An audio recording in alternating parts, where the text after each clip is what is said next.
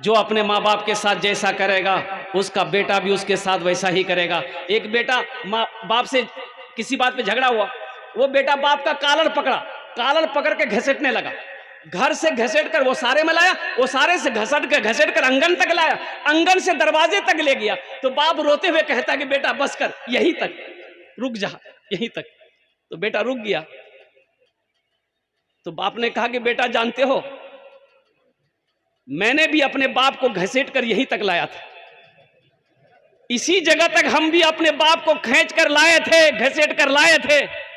आज उसका बदला तुमने अदा कर दिया, इसका फल मुझे मिल गया है। इसलिए नौजवानों, एक बात याद रखना, जो अपने माँ बाप के साथ नेकी करोगे, तुम्हारी औलाद भी तुम्हारे साथ नेक सलूक करेगी। आज तुम अपने माँ बाप को सताओगे, ये लिख लो, पत्थर की दीवारों पे लिख लो, कल हो करके तुम्हारा बेटा भी जब तक वैसा करेगा नहीं, तुम्हारी मौत नहीं आ सकती। जब तक भोगोगे नहीं तब तक मर नहीं सकते। नौजवानों, कुर्बान जाओ, शादी के बाद बदलना नहीं। देखो बीवी है, हुन्ना लिबासुल लकुम व अंतुम लिबासुल लहुन्ना। बीवी का जो हक है दो, लेकिन माँ बाप का मकाम को समझो। माँ बाप के मकाम को अल्लाह ने कुरान में कहा, माता बलकुम मिनन निसाई मसना व सुलासा व रुबा। एक पसंद है, दो पसंद है, तीन पसंद है, चार पसंद है, कर लो। बात समझ में आ रही है? बात समझ में आ रही है? नहीं, एक पसंद है कर लो, दूसरी पसंद है कर लो, तीसरी पसंद है कर लो, चौथी पसंद है कर लो। अब फिर भी पसंद है तो इसका मतलब तुमको पसंद नहीं, तुमको खुजली की बीमारी है, बीटेक से की दवाई लगाओ। तो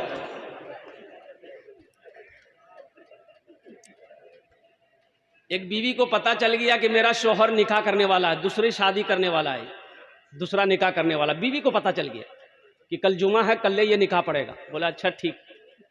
रात में बनाई खाना, मिलाई नींद की टेबलेट, खिला दी अपने शौहर को। 3 दिन तक सोया रह गया। तो जब ये उठा ना, उठ के बाथरूम में गया, वॉशरूम में गया, फ्रेश होकर आके कपड़ा पहनने लगा। तो बीवी बोली कि कहाँ का इरादा है? बोला जुमा पढ़ने जा रहे हैं। जुमेरात के दिन सोया था वो।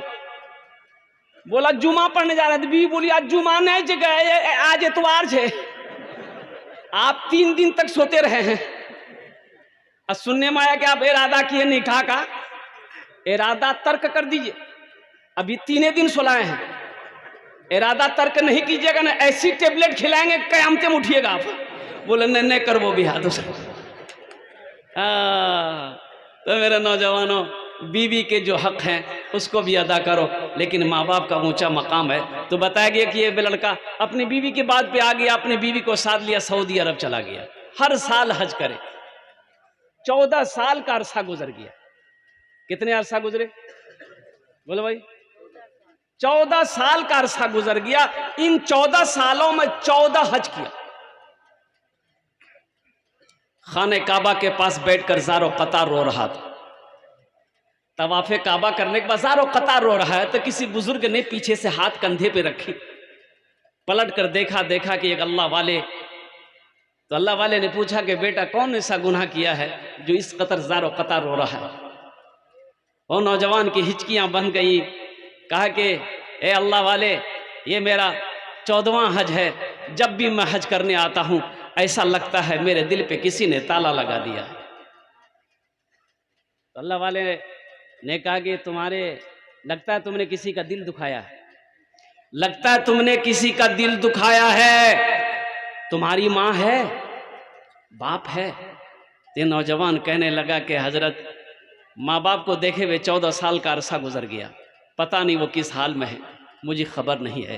तो फिर उस बुजुर्ग ने कहा कि फिर ये खाने काबा में बैठकर क्या कर रहा है? जा उठ, अपने माँ बाप के कदमों में जाकर उसे मना ले। अगर वो राजी हो गए तो अल्लाह तेरे दिल के ताले को खोल देगा। ये नौजवान आनंद फानन में टिकट बनाया, हिंदुस्तान आया।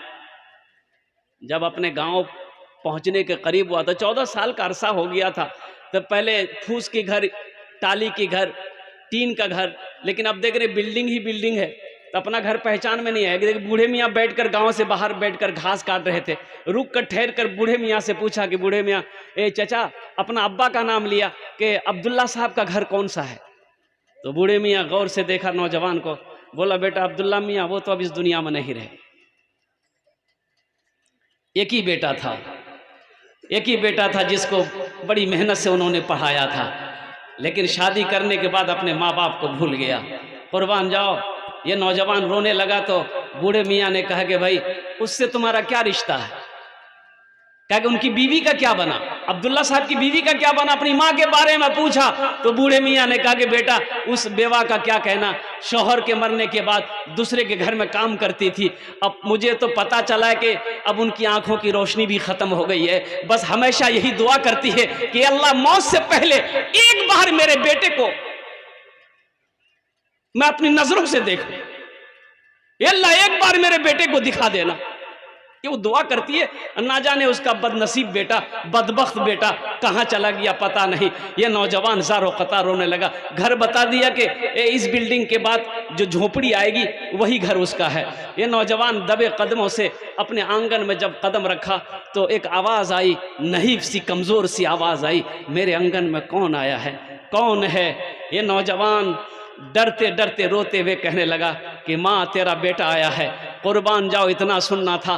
माँ सोई हुई थी, बड़ी मुश्किल से उठकर बैठी। माँ कहती है कि बेटा बहुत देर कर दी तुमने, मेरे करीब आ जाओ, मेरी आंखों में रोशनी तो नहीं है कि तुझे देख पाऊं, मेरे करीब आ जाओ, सीने से लग जाओ ताकि मेरे दिल को ठंडक मिल जाए कि मेरा बेटा लौट कर आ गया।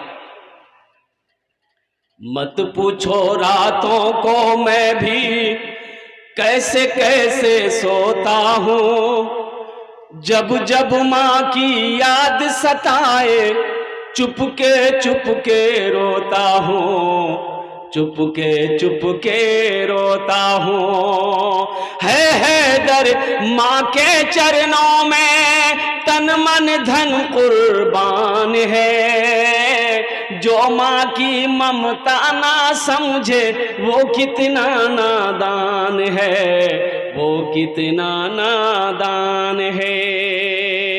वक़दा रब्बुका अल्ला ताबुदू इल्ला इय्याहु व बिल वालिदैनि हिसाना इम्मा यबलुगन्ना इंदकल किबरा अहदुहुमा औ किलाहुमा फला तकुल लहुमा उफ़्फिन वला तनहरहुमा व कुल लहुमा क़ौलन करीमा वख़्फ़िज़ लहुमा जनाह ज़ुल्लि मिनर रहमति व क़ुल रब्बिरहमहुमा कमा रब्बियानी सग़ीरा। कुरान पढ़ो, सूरे बनी इस्राइल की रुकू नंबर 2 है, पढ़ो तो सही, कुरान पढ़िए तो सही। अल्लाह ने क्या हुक्म दिया है, अल्लाह का क्या हकाम है, अल्लाह का क्या फरमान है, अल्लाह का क्या इरशाद है माँ बाप के साथ। ए लोगों, मेरे साथ किसी को शरीक ना बनाना, अपने माँ बाप के साथ अच्छा सलूक करना। अल्लाह कहता है मेरे साथ किसी को शरीक ना बनाना, अपने माँ बाप के साथ अच्छा सलूक करना। और सुनो, जब वो दोनों बुढ़ापे को पहुँच जाएं, उन्हें झिड़कना नहीं, उन्हें उफ तक ना कहना, उनके लिए शफकत का बाजू बिछा देना और दुआ करना, रब्बिरहमहुमा कमा रब्बियानी सगीरा। ऐ मेरे रब, मेरे माँ बाप पर रहम फरमा, जिस तरीके से उन्होंने मुझे बचपन में पाला पोसा बड़ा किया। इमाम साहब तकरीर कर रहे थे कि लोगों, मेरा वो अल्लाह है जो अल्लाह खिलाता है, जो अल्लाह पिलाता है, जो अल्लाह सुलाता है, जो अल्लाह जिंदगी दिया है, फिर मेरा वो अल्लाह मौत देगा, फिर अपने कटघरे में मेरा अल्लाह खड़ा करेगा, फिर मेरा रब पूछेगा मेरा बंदा दुनिया से आया है, मेरे लिए क्या लाया है? ओ मेरा अल्लाह खिलाता है, सबको खिलाता है, पत्थर में कीड़े को भी मेरा अल्लाह खिलाता है। एक नौजवान खड़ा हुआ, बोला हजरत चुपिए, एक जवाब दीजिए, आप बता रहे हैं कि अल्लाह सबको खिलाता है, अगर हम नहीं खाएं तो अल्लाह कैसे खिलाएगा? बोला कहने खेबे तो काहे ने खाएगा तुम? बोला नहीं, हम स्ट्राइक कर देंगे, हड़ताल कर देंगे, अल्लाह कैसे खिलाएगा? बोला जो हड़ताल करके देख, फिर भी अल्लाह खिलाएगा। घर आके हड़ताल कर दिया, माँ परेशान हो गई। एक टाइम 2 टाइम जब हो गया तो माँ बोलने लगी, मेरे लाल मेरे जिगर का टुकड़ा खाना खा ले बेटा, कमज़ोर हो जाएगा। तो नौजवान सोचा घर में रहेंगे ना माँ परेशान करेगी। पास में जंगल था बस्ती के बाहर में, वो जंगल चला गया। बोले जंगल में रहेंगे, माँ परेशान नहीं करेगी। माँ को पता चल गया कि बेटा जंगल चला गया, तो माँ बेहतरीन खाना बनाकर, पुलाव बिरयानी बनाकर एक थाल में सजा कर जंगल चली गई। ए मेरे लाल, खा ले मेरे बेटा। माँ तो माँ होती है ना भाई। अरे भाई है माँ तो। हमको अपने माता पिता पे आज बड़ा अभिमान है जिनके सर पे माँ की ममता, जग में बड़ा इंसान है, जग में बड़ा इंसान है। जो माँ की ममता ना समझे वो कितना नादान है, वो कितना नादान है। पीते पीते दूध कभी आंचल में जब छुप जाते थे, खुद ठंडक में माँ सोती, गोदी में हम सो जाते थे, गोदी में हम सो जाते। आज ना जेंटलमैन बने हो, आज ना जेंटलमैन बने हो, टी शर्ट पैंट पहन के घूमते हो। उस पल को याद करो जब तुम छोटा थे, नाक से नेटा चूता था। वो पल याद आ रहा है। आज तुम अपने बाप के सामने ऊंची आवाज में बात करते हो, माँ के सामने ऊंची आवाज में बात करते हो, जबकि रब ने मना फरमाया, उफ़्यूं वला तनहरहुमा वक़ुल्लहुमा क़ौलन करीमा। मेरा रब कहता है कि अपने माँ बाप को उफ तक ना कहो। ऊंची आवाज से बात करना तो बहुत बड़ा गुनाह है। उफ तक ना कहो। अल्लाह का कुरान शाहिद है। अल्लाह को यह भी पसंद ना है कि बेटा चाहे वो बेटी हो अपने माँ बाप से ऊंची आवाज में बात कर। एक नौजवान लंदन गया, काम पे जा रहा, देखा रोड साइड में एक आदमी दवाई बेच रहा था। ये दवाई ले लो, दवाई ले लो, बूढ़ा खाए जवान हो जाए, जवान खाए एकदम तंदुरुस्त हो जाए। ये नौजवान सोचा बहुत अच्छी दवाई है, मेरा अब्बा बूढ़े हो गए हैं, माँ भी बूढ़ी हो गई है, एक डिब्बा लेके भेज देते हैं, अब्बा अम्मी खा लेंगे। एक डिब्बा खरीदा, ट्रांसफर कर दिया, खत लिख दिया, अम्मी आप भी खाइएगा, अब्बा को भी खिलाइएगा। दवाई आई, बुढ़िया एक टेबलेट रात में खाई, सोई तो सुबह उठी, देखते हैं जितने सफेद बाल थे सब काले हो गए, चेहरे की झुर्रियां खत्म, ऐसा मालूम होता चेहरे पे खून दौड़ रहा, एकदम बुढ़िया का एकदम जिस्म बेहतरीन हो गया। तो बुढ़वा बोले क्या खेले रहे तो कै ठो टेबलेट तुम खाए? तो बुढ़िया बोली एक ठो। बोली और कै ठो बचा? बोले 9 ठो। बोला ले आओ 9 ठो हम खा लेंगे। तो बुढ़िया बोली जिद मत करो, बहुत पावर वाला दवाई ची गई, 9 ठो मत खाइए, गड़बड़ हो जाएगा। बोला कुछ हो ले आओ, 9 टेबलेट खाया। अब बुढ़वा 9 टेबलेट खाया कि बच्चा हो गया, इतना बड़ा बच्चा हो गया। बीवी बोली हमें तोरा पहले ना समझ ले ना, अब तोरा लगा कहाँ जुआऊँ बताओ? बोले हमरा झूलना में झुला दे। कुछ महीनों के बाद उसका बेटा आया तो माँ को देखा, बड़ा खुश हुआ, माँ से पूछा कि अम्मी अब्बा कहाँ है? तो माँ बोली को झूलना में झूली रेल जो। पीते पीते दूध कभी आंचल में जब छुप जाते थे, खुद ठंडक में माँ सोती, गोदी में हम सो जाते थे, गोदी में हम सो जाते थे। माँ बोली मन भावन मेरा बेटा रूप समान है, जो माँ की ममता ना समझे वो कितना नादान है, वो कितना नादान है। या बहुत सारे भाई हमारे होंगे जिनकी माएँ नहीं है, जिनके वालिद साहब नहीं है इस दुनिया में, वो इस दुनिया से रुखसत हो गए, उनका इंतकाल हो गया। आज उनके दिल से पूछो नौजवानों कि माँ क्या होती है, बाप क्या होता है, माँ बाप का मकाम क्या है। उनके दिल से पूछो जिनकी ज़िंदगी में माँ नहीं है, जिसकी ज़िंदगी में बाप नहीं है, तुम्हें तो एहसास नहीं होगा कि माँ क्या है, बाप क्या है। इसलिए ये अजीम दौलत है, इसकी खिदमत करो, इनकी दुआएं लो। और अल्लाह के रसूल सल्लल्लाहु अलैहि वसल्लम ने इरशाद फरमाया कि काश मेरी माँ आमिना जिंदा होती, मैं इशा की नमाज पढ़ रहा होता। नवाफिल नमाज नहीं, नफल नमाज नहीं, सुन्नत नमाज नहीं, फर्ज नमाज। काश मेरी माँ आमिना जिंदा होती, मैं इशा की फर्ज नमाज पढ़ रहा होता। मेरी माँ आमिना आवाज देती बेटा मोहम्मद, तो मैं नमाज तोड़कर माँ की बारगाह में हाजिर हो जाता। मत पूछो रातों को मैं भी कैसे कैसे सोता हूँ, मत पूछो रातों को मैं भी कैसे कैसे सोता हूँ, जब जब माँ की याद सताए चुपके रोता हूँ, चुपके रोता हूँ। मत पूछो रातों को मैं भी कैसे कैसे सोता हूँ, जब जब माँ की याद सताए चुपके रोता हूँ, चुपके रोता हूँ।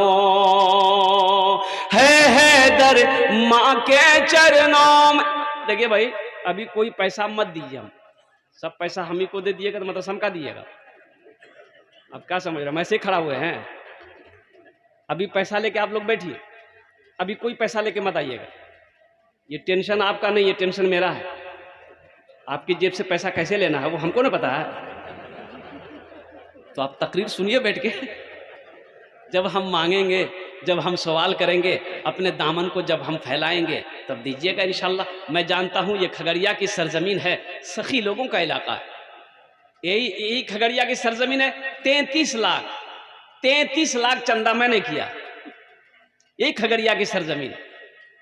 मुझे मालूम ना है, एक से एक पैसे वाले दिल वाले लोग, फैयाज दिल वाले लोग अल्हम्दुलिल्लाह इस मजलिस में बैठे हुए हैं। बड़े बड़े ठेकेदार, ताजिर लोग बैठे हुए हैं, किसान लोग बैठे हुए हैं, मास्टर साहब, इंजीनियर साहब, प्रोफेसर साहब, डॉक्टर साहब, वकील साहब, प्रोफेसर, सारे लोग यहाँ पर बैठे हुए हैं। तो इंशाल्लाह भी आप इत्मीनान से बैठे रहिए। मत पूछो रातों को मैं भी कैसे कैसे सोता हूँ, जब जब माँ की याद सताए चुपके रोता हूँ, चुपके रोता हूँ। है दर माँ के चरणों में, है दर माँ के चरणों में, तन मन धन कुर्बान है। जो माँ की ममता ना समझे वो कितना नादान है, वो कितना नादान है। मौलाना सज्जाद नोमानी साहब दामद बरकातुहुम लिखते हैं, और कुर्बान जाओ, इसी हिंदुस्तान का एक लड़का वो शादी किया, एक बाप का इकलौता बेटा शादी किया, और कुर्बान जाओ शादी करने के कुछ महीनों बाद सऊदी अरब चला गया कमाने के लिए। अच्छा, वहां से जब वो वापस आया तो उनकी बीवी ने बोली कि मेरे सरताज, अब मेरी तबीयत यहाँ नहीं लगती है, आपके माँ बाप के साथ मैं रह नहीं पाती हूँ, ऐसा करें आप सऊदी अरब में रहते हैं, आप बैरून मुल्क रहते हैं, आप जाएंगे तो आपके साथ मैं भी जाऊंगा। ये लड़का बीवी का आशिक था, बात मान गया। जब ये खबर मां को पहुंची कि मेरा बेटा मेरी बहू को लेके जाएगा, तो मां तड़प उठी, बेटे से कहने लगी, बेटा एक तो तू बाहर रहता है, अब तेरी बीवी भी चली जाएगी बेटा, तो हम लोग की खिदमत कौन करेगा? तेरा बाप बूढ़ा, मैं भी बूढ़ी। नौजवानों, कुर्बान जाओ, शादी के बाद बदलना नहीं। देखो बीवी है, हुन्ना लिबासुल लकुम व अंतुम लिबासुल लहुन्ना, बीवी का जो हक है दो, लेकिन माँ बाप का मकाम को समझो। तो इंशाल्लाह माँ बाप से मोहब्बत है तो इंशाल्लाह माँ बाप के नाम पर कुछ करोगे? अब भाई करोगे? अरे बोलिए ना भाई, करेंगे इंशाल्लाह। अल्हम्दुलिल्लाह मदरसे का जलसा है, इस मदरसे के अंदर में माँ बाप के नाम पर इसाल और सवाब की नियत करने वाला बहुत सारे सखी यहाँ पर बैठे हुए हैं। मैं मोहब्बत देखना चाहता हूँ, माँ बाप की मोहब्बत कितनी है। अल्हम्दुलिल्लाह हम ज्यादा नहीं, आपसे আপনার জন্য আমি 10টা দোয়া করব। কত দোয়া করব বলুন তো? अरे बोलून ना, কত দোয়া করব? 10 दुआ करेंगे, और यहाँ जो दुआ होगी कबूल होगी इंशाअल्लाह। अल्लाह का कुरान कह रहा है, वक़ाला रब्बुकुम उदूनी अस्तजिब लकुम, मेरा अल्लाह कहता है मेरा बंदा तुम मुझे पुकारो मैं तेरी दुआ को कबूल करूंगा, मेरा बंदा तुम मुझे याद करो मैं तेरी दुआ को कबूल करूंगा। ये मेरे रब का कौल है, फरमान है। यहाँ जेखाने जेटी दुआ होबे कबूल होबे, जेटी दुआ होबे मकबूल होबे, ऐसी वैसी दुआ नहीं होगी। एक बुढ़िया रास्ते में गिर गई, एक नौजवान मोटरसाइकिल लेके जा रहा था, देखा कि बुढ़िया गिर गई है, उठाया, दोनों हाथ पकड़ के बुढ़िया को उठाया, हे दादी उठ, दादी उठ उठ उठ उठ। तो बुढ़िया उठी, बुढ़िया बोलिए बेटा जितना जल्दी तुम हमको उठाया है हम उतना हम भी दुआ करते हैं अल्लाह उतना जल्दी तुमको भी उठा ले। बहुत सारे हमारे भाई बैठे हुए हैं, ये मदरसे का जलसा है, 35 बच्चों की दस्तारबंदी है। कितने बच्चों की दस्तारबंदी बोलिए? 35 बच्चों की दस्तारबंदी है। एक बच्चे को हाफिज कुरान बनाने के लिए कुर्बान जाओ, कम से कम 10,000 रुपया खर्चा है। कम से कम यहाँ पर भाई 35 आदमी नहीं, कम से कम 10 आदमी तैयार हो जाए इंशाअल्लाह। अपने माँ बाप के नाम से एक एक बच्चे को हाफिज कुरान बनाओ कि आज अल्लाह ने दौलत दिया है, माल दिया है, दिल दिया है, इंशाअल्लाह हम अपनी माँ से बेइंतहा मोहब्बत करते हैं, हम अपने बाप से बेइंतहा मोहब्बत करते हैं। या अल्लाह मेरे पास और कुछ तो नहीं है, लेकिन इंशाअल्लाह अपने माँ बाप के नाम पर एक बच्चे को हाफिज कुरान बनाएंगे। नियत कर लिया तुमने, इंशाअल्लाह अल्लाह तेरे माँ बाप की कब्र में सवाब अता फरमाता रहेगा। मैंने पहले कह दिया था, मेरा अल्लाह किसी का कर्जा नहीं रखता है, मेरा अल्लाह किसी का एहसान नहीं रखता है कोई ऐसा पहला सखी इंशाअल्लाह जिसका नाम पहले फहरिस्त में आ जाए, 10,000 रुपए इंशाअल्लाह लिखाने वाला, अपने माँ बाप की सालो सवाब की नीयत से इस मदरसे के अंदर बताओ। ए पहला नौजवान यहाँ आ जाइए, मुसाफा कीजिए, आइए। ए पहला नौजवान, नारे तकबीर, वाह भाई वाह। हजरत बैठ जाइए, लिखिए, नाम लिखिए, अब मोबाइल नंबर भी लिखिएगा, बात करने में अच्छा रहेगा। अच्छा देखिएगा, नकद है नकद दे दीजिए, नकद नहीं है नाम लिखा दीजिए, ये दूसरा ऑप्शन हुआ। नकद है नकद दे दीजिए, नकद नहीं है तो नाम लिखा दिए, कल कमेटी वालों के हवाले कर दिएगा। तीसरा ऑप्शन, पेटीएम का जमाना है, पेटीएम कर दिए, फोन पे का जमाना है, फोन पे कर दिए, गूगल पे का जमाना है, गूगल पे कर दिए। खाली आप देने के लिए तैयार होइए, यहां लेने के लिए तैयार है तो आप देने के लिए तैयार होइएगा तब ना लेंगे भाई। अल्हम्दुलिल्लाह, ये देखिए पहला नौजवान आ गया है दूसरा कोई मेरा भाई इंशाअल्लाह। अरे सोचो मत भाई, जिस अल्लाह ने दौलत दिया उसी अल्लाह के रास्ते में तो खर्च करना है, सोचना क्या है। मेरा अल्लाह कहता है कि मेरे रास्ते में खर्च करो, हम तुम्हें और देते रहेंगे, अगर तुम रोक लोगे तो हम भी रोक लेंगे। है दूसरा नौजवान है इंशाअल्लाह। मुझे 10 आदमी चाहिए, इतना बड़ा मजमा है, ये खगड़िया की सरजमीन है, सखी लोगों का इलाका है, फैयाज लोगों का इलाका है, दानी लोगों का इलाका है कोई नौजवान इंशाअल्लाह। दूसरे नंबर पे इंशाअल्लाह भाई दूसरा सखी है। सोचते क्या हो, एक बात याद रखना, जो अल्लाह के रास्ते में खर्च नहीं करता अल्लाह उसको डॉक्टर के यहाँ भेज देता है। कहाँ भेजता है बोलिए? डॉक्टर के यहाँ। और डॉक्टर उसको अल्लाह के यहाँ भेज देता है, बोला जाओ झमेले खत्म हो गया। दूसरा नौजवान है भाई 10,000 वाला इंशाअल्लाह। ये पहला नौजवान, दुआ करा लो इंशाअल्लाह, ये खाने दुआ करे ना वो इंशाअल्लाह, अपना मार जोन्ने अपना बाबार जोन्ने दुआ करे ना इंशाअल्लाह। আমি আপনার মায়ের জন্য দোয়া করব, ছেলের জন্য দোয়া করব, আপনার জন্য দোয়া করব, আপনার বাড়ির জন্য দোয়া করব, আপনার কারোবারের জন্য দোয়া করব ইনশাআল্লাহ, আপনার বাবার জন্য দোয়া করব, আপনার মার জন্য দোয়া করব ইনশাআল্লাহ।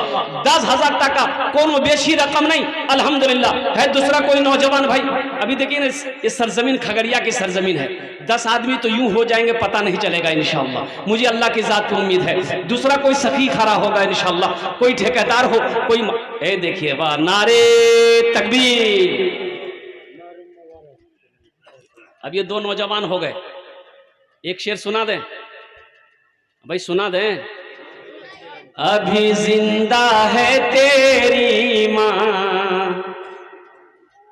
अभी जिंदा है तेरी माँ, अभी जिंदा है तेरी माँ, अपनी जन्नत बना लो ना, अभी जिंदा है तेरी माँ, अपनी जन्नत बना लो ना, बना लो बना लो, अपनी जन्नत बना लो ना, अपनी जन्नत बना लो ना।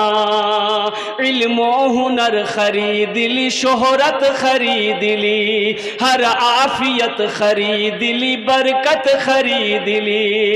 एक शब जो माँ के पाँव दबा कर मैं सो गया, एक शब जो माँ के पाँव दबा कर मैं सो गया, देखा जो ख्वाब में मैंने जन्नत खरीद ली, अभी जिंदा है तेरी माँ, अपनी जन्नत बना लो ना, बना लो, अपनी जन्नत बना लो ना, अभी जिंदा है तेरी माँ।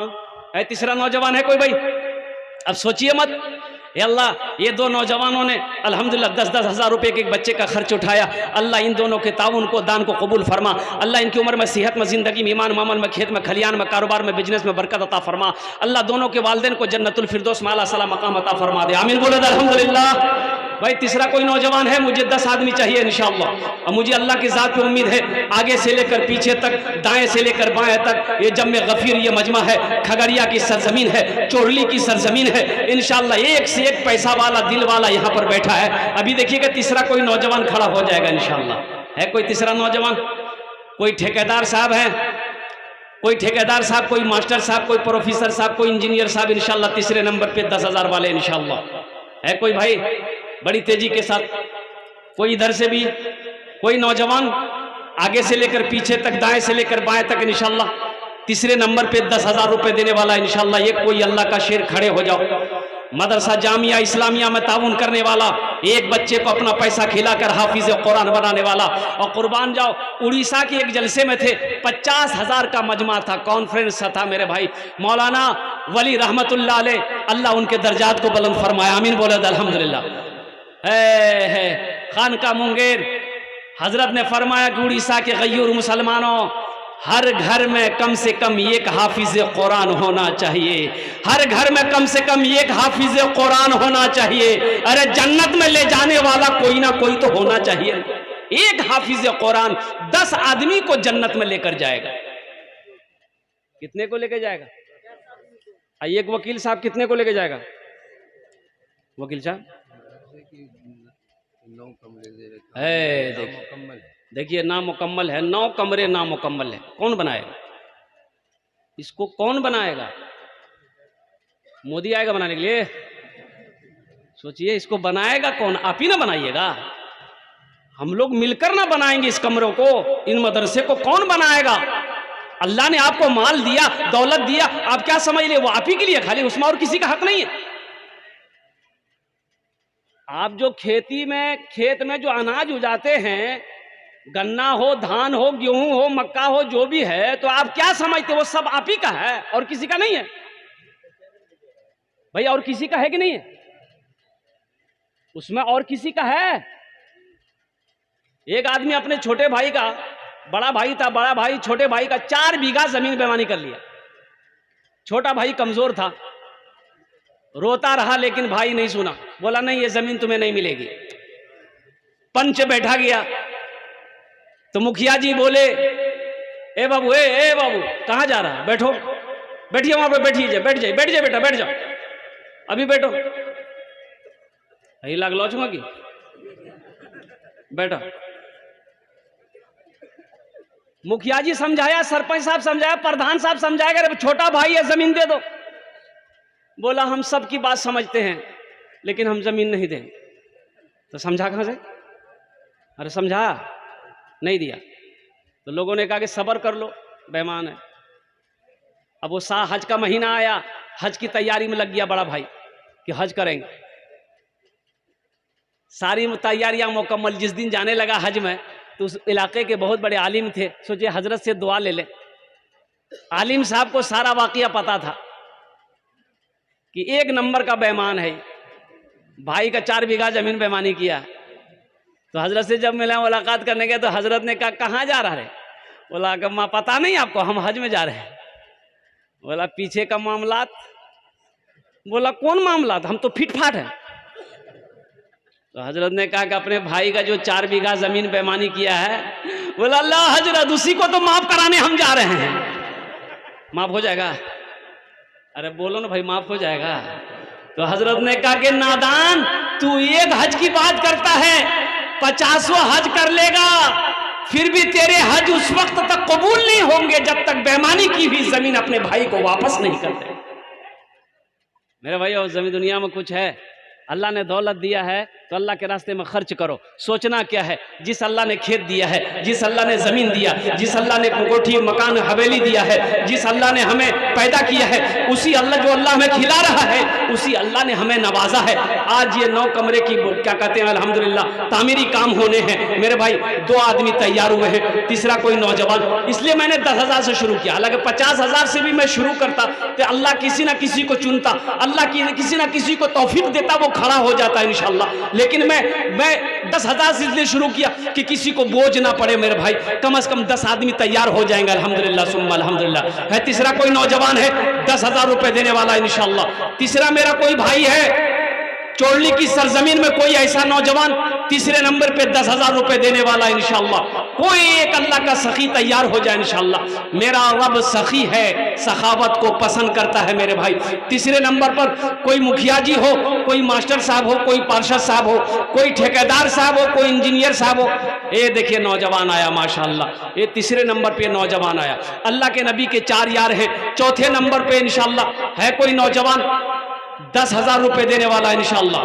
9 कमरों की तामीरी काम होने हैं, 9 कमरों की तामीरी काम होने हैं, जिसकी जिम्मेदारी आपके कंधों पर है, चोरली वालों के कंधे पर है, कुर्ब जवार के लोगों के कंधों पर है कि ये 9 कमरे कैसे बनेंगे। जब तक आप ताउन नहीं करेंगे, मदद नहीं करेंगे तो ये कमरे तामीरी काम मुकम्मल नहीं होंगे। चौथे नंबर पे भाई एक आदमी और तैयार हो जाए मेरे भाई।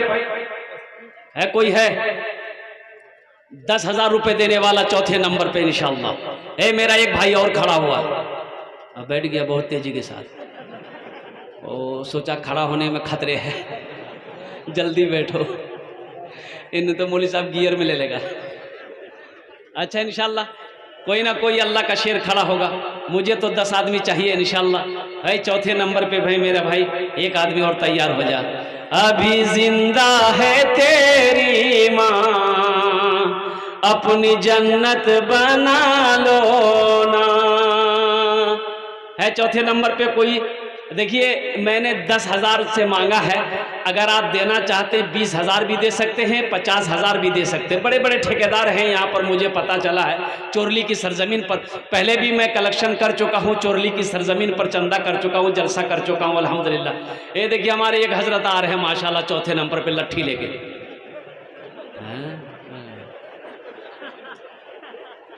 एक आदमी एक जगह जलसा में ऐसे लट्ठी लेके घूम रहा था, एक एक आदमी उठ के जा रहा था, तो हम बोले कि भैया लट्ठी लेके काहे घूम रहे, बैठिए ना। बोले नहीं आप तकरीर कीजिए ना, हम उसको ढूंढ रहे हैं जो आपको कलकत्ता से बुलाया है। चौथे नंबर पे मेरा भाई एक आदमी और तैयार हो जाए इंशाअल्लाह। है कोई नौजवान है एक जो अल्लाह के नबी के 4 यार थे, हज़रत अबू बकर सिद्दीक़ रदी अल्लाह ताला अन्हु, हज़रत उमर फ़ारूक रदी अल्लाह ताला अन्हु, हज़रत उस्मान गनी रदी अल्लाह ताला अन्हु, हज़रत अली करमुल्लाह वजहुल करीम रदी अल्लाह ताला अन्हु। ये नौजवान आ गया माशाअल्लाह चौथे नंबर पे। ये चौथा नौजवान, अल्लाह इनके आने को कबूल अता फरमाए।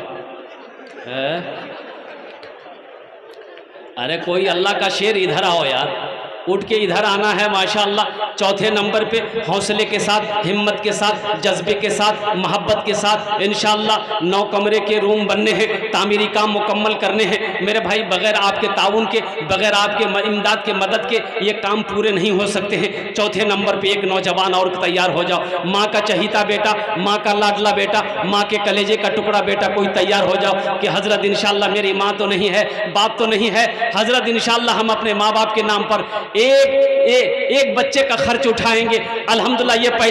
ये पैसा तामीरी कामों में लगेगा। जब तक इस धरती पर ये मदरसा कायम रहेगा, अल्लाह आपके माँ बाप की कब्र में सवाब अता फरमाता रहेगा। और जो आखिरत में जो जज़ा है, मन जा बिल हसनत फलहु अशरु अमसालिहा। मेरा अल्लाह कहता है मेरा बंदा मेरे रास्ते में जो एक नेकी करता है, एक नेकी का बदला 10 है। 1 रुपए के बदले अल्लाह कहता है कि मेरे पास में 10 रुपया है। और सुनो हुजूर पाक सल्लल्लाहु अलैहि वसल्लम इरशाद फरमाते हैं, जो अल्लाह के रास्ते में 1 रुपए सदका करेगा, अल्लाह 1 रुपए के बदले में 7 लाख अता फरमाए। 1 रुपए के बदले में कितना देगा अल्लाह?